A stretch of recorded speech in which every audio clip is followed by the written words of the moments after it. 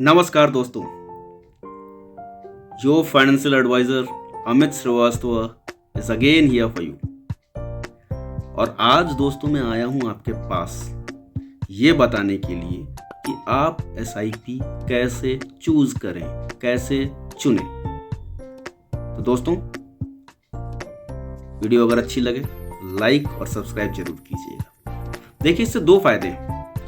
आपका फायदा ये है कि आपको ये ज्ञान फ्री में मिल रहा है, और आप अगर हम मेरे वीडियो को लाइक करते हैं तो अगली बार आपको अपने आप नोटिफिकेशन मिल जाता है जैसे ही मेरा नया वीडियो आता है कि भाई ये लाइक्ड वीडियो है और ये देखिए आप दूसरा इनका वीडियो फिर से हाजिर है। और सब्सक्राइब करते हैं तो मेरा हौसला बढ़ता है, मेरी हिम्मत बढ़ती है कि भाई ठीक है, लोगों को पसंद आ रहा है वीडियो, तो मुझे इस तरीके की वीडियोस और बनाने हैं। तो ये तो बस वीडियोस की बात होगी दोस्तों, ये आपके और हमारे संबंधों की बात होगी। अब मेन फोकस करते हैं जो आज का टॉपिक है कि एसआईपी चूज कैसे करें। दोस्तों ऐसा है कि म्यूचुअल फंड इंडस्ट्री में लगभग 2000 स्कीम्स हैं, और किसी भी अच्छे एसआईपी को पसंद करना ठीक उसी तरीके से है जैसे कि आप कपड़े की दुकान पर जाते हैं और सेल्समैन आपके सामने कपड़ों की ढेर लगा देता है कि भाई साहब ये देखिए, ये फलाना ब्रांड, ये ढिमका ब्रांड, ये वैरायटी, वो वैरायटी, ऐसा कलर, वो कलर, ये कलर। अब आप कंफ्यूज हो जाते हैं भाई इतने सारे पसंद क्या करें।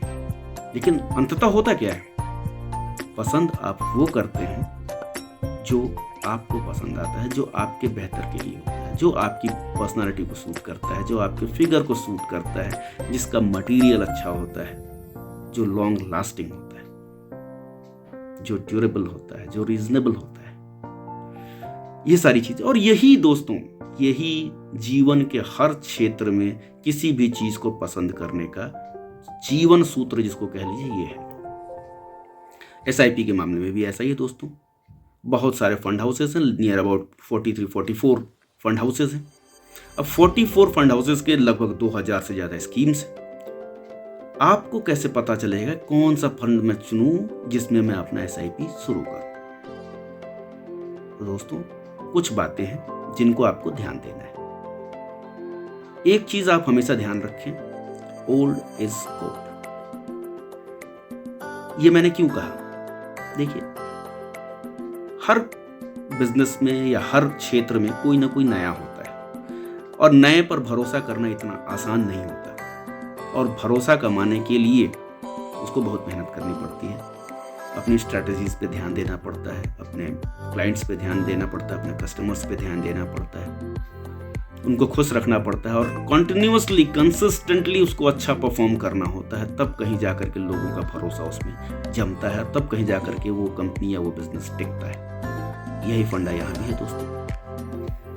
जो एएमसी यानी जो एसेट मैनेजमेंट कंपनी है या जो म्यूचुअल फंड इंडस्ट्री की कंपनी है, वो जितनी पुरानी है दोस्तों, जिसका एएमयू जितना ज्यादा है, एयूएम जितना ज्यादा है, इसका मतलब कि लोगों का उसके ऊपर भरोसा उतना ज्यादा है। इसी तरीके से पहली चीज जो मैंने बताई वो तो एएमसीज होगी। उसके बाद आता है दोस्तों कि उस फंड को या उस पर्टिकुलर कंपनी के किसी भी पर्टिकुलर फंड को मैनेज कौन कर रहा है। ये बहुत मायने रखता है दोस्तों कि किसी भी पर्टिकुलर स्कीम का फंड मैनेजर कौन है, ये आपको देखना है। उस फंड मैनेजर ने किस किस फंड्स को पहले मैनेज किया है या अभी भी कौन कौन से फंड्स को मैनेज कर रहा है, उन सब का ट्रैक रिकॉर्ड कैसा है, उन सब का परफॉर्मेंस किस तरीके से है, वो देखना है। उसके बाद आ जाता है दोस्तों पास्ट परफॉर्मेंसेस। अब पास्ट परफॉर्मेंसेस में होता क्या है कि कुछ लोग बड़ा आसान तरीका ढूंढते हैं, वेबसाइट्स पे चले जाते हैं, देख लेते हैं भैया पिछले 3 महीने का रिकॉर्ड क्या है, 6 महीने में रिटर्न कैसा दिया है, 1 साल का ग्रोथ कैसा है, 2 साल। बहुत ज्यादा लोग जो देखते हैं वो 5 साल का देखते हैं। अब उनको बड़ा अच्छा दिखता है भाई 6 महीने में तो 20% रिटर्न दिया है, 4 महीने में तो इतने रिटर्न दिए हैं, 1 साल में तो 30% रिटर्न दिया है, और उसको देख करके लोग आकर्षित होते हैं और अपना एसआईपी आरंभ कर देते हैं, अपना निवेश आरंभ कर देते हैं। और बाद में पता चलता है कि अरे ये तो गड़बड़ हो गई भाई, यहाँ तो नुकसान हो रहा है। अब देखिए हर एसेट मैनेजमेंट कंपनी चाहती है कि उसके लिए तो सारे फंड्स बराबर हैं, उसको तो सभी जगह से पैसे इकट्ठे करने हैं और आप ही के पैसे से उनका धंधा चलना है। और आप ही के पैसे, जितना ज़्यादा आप निवेश करेंगे उतना ज़्यादा उनकी ग्रोथ होगी। तो उनके लिए तो कोई भी फंड खराब नहीं है, बट हमें तो देखना है, हमें अपने हिसाब से, अपने फ्यूचर्स के हिसाब से, अपने गोल जो हमने निर्धारित किए हैं उसके हिसाब से हमें सेलेक्ट करना है। तो ये तो चीज़ होगी कि अब ये कैसे सेलेक्ट करें, हम कहाँ से सेलेक्ट करें। तो अब इसमें देखना क्या है आपको कि ईयरली रिटर्न या पास्ट परफॉर्मेंस का मतलब ये जरूर नहीं है कि आपके अगले जिसमें आप निवेश करने जा रहे हैं उनके परफॉर्मेंस आगे के वर्षों में भी, आगे के समय में भी अच्छे रहेंगे, ये कोई ज़रूरी नहीं। तो अब क्या करें, हम कैसे देखें? दोस्तों, एक तरीका होता है रोलिंग रिटर्न का। रोलिंग रिटर्न हम कैसे देखते हैं? रोलिंग रिटर्न होता है a block of years, performances of a fund in a block of years. जैसे सपोज करें कि हमने एक एग्जांपल ले लिया कि भाई 2005 से 2010 में कितना रहा, 2010 से 2015 में कितना रहा, फिर 2015 से 2020 में कितना रहा, इस तरीके से हम देखते हैं। अब सपोज कीजिए कोई एक फंड ABC, कोई भी फंड ले लीजिए आप, कि अगर उसने 2005 से 10 में सपोज कीजिए 15% रिटर्न दिए, फिर 2010 से 2015 में 20% रिटर्न दिया है, फिर 2015 से 2020 में 8% रिटर्न दिया है, फिर 2020 के बाद वाले में करीब करीब 6-7% रिटर्न हो गया है। तो इसका मतलब क्या हुआ? पहली चीज तो यह कि ग्रेजुअली उसका रिटर्न कम हो रहे हैं। दूसरी चीज, इसमें कंसिस्टेंसी नहीं है। एक बार उसने 30 दिया है, एक बार 20 दिया है, तो फिर एक बार 6 भी दिया और 5 भी दिया है। इसका मतलब ये फंड कंसिस्टेंटली अच्छा परफॉर्म नहीं कर रहा है। इसी के कंपैरिजन में एक दूसरा फंड हम लेते हैं जिसने कि सपोज कीजिए 2005 से 10 में 12% रिटर्न दिया, 2010 से 15 के बीच में 14% रिटर्न दिया, फिर 2015 से 20 के बीच में 13% रिटर्न दिया, और फिर 2020 के बाद से फिर 12 से 14-15% दे रहा है। अब यहाँ क्या हो रहा है? देखिए, रिटर्न आपको कम दिख रहा है, 12%, 14%, 15%, 16% यही दिख रहा है, लेकिन यहाँ क्या है कि यहाँ कंसिस्टेंसी है। कॉन्टिन्यूसली फंड ने अच्छा परफॉर्म किया। इसका मतलब यह है कि मार्केट के उतार चढ़ाव का असर वो अपने इन्वेस्टर्स के ऊपर नहीं होने दिया है। इनके फंड मैनेजर्स ने इस चीज का ध्यान रखा है कि हमारे इन्वेस्टर्स का पैसा डूबे नहीं, उसको नुकसान ना हो। तो नेचुरली इस तरीके के फंड्स जो हैं वो आपके लिए बेहतर साबित होते हैं। इसके बाद आता है एक्सपेंस रेशियो। दोस्तों, आप किसी भी फंड को देखेंगे, सब में कुछ ना कुछ एक्सपेंस रेशियो लगता है।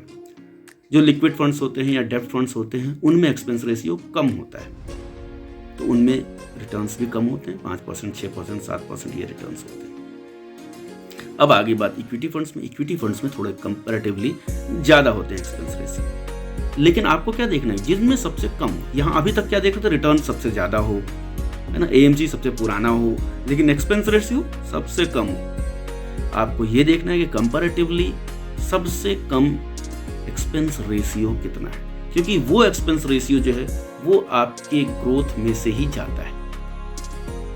तो आपको इन चीजों का ध्यान रखना है। 4 चीजें हो गई दोस्तों, AMC, fund manager, rolling return and expense ratio.